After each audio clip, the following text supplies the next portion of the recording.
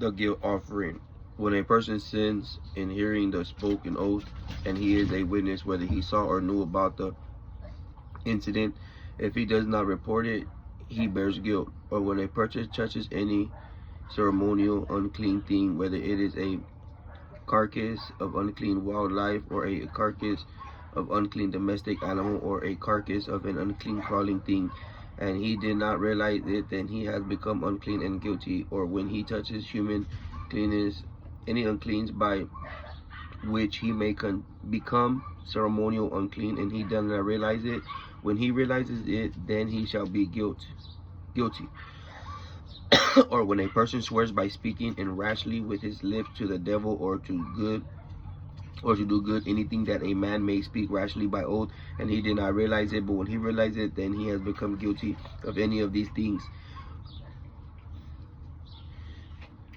When he becomes guilty of one of these things, he shall confess that he has sinned in that thing, and he shall bring his guilt offering to the Lord for his sin which he has committed, a female from the flock, or a lamb of goat for a sin offering, and the priest shall make anointment for him concerning his sins.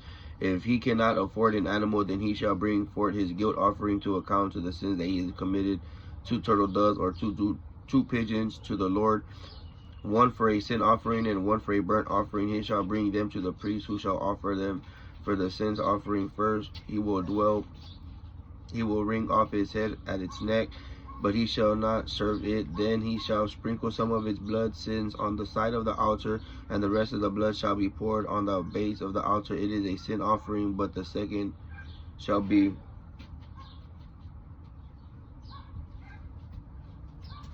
treated as a burnt offering according to the regulations. The priest shall make anointment for him for his son that he committed, and that he shall be forgiven. But if he cannot afford to bring 2 turtle doves or 2 pigeons, he shall bring forth his offering for the sin that he committed, 1/10 of an ephah of wheat flour for a sin offering. He shall not place olive oil on it, nor shall he put frankincense on it, for it is a sin offering.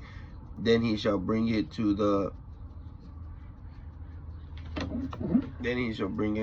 priest, and the priest shall scoop out of a handful from it, and is a memorial portion, and burnt offering it on the altar as food offering to the Lord made by fire. It is a sin offering. The priest shall make anointment for him concerning his sins that he committed from any day these offenses, and shall be forgiven, for the remainder will belong to the priest like a grain offering.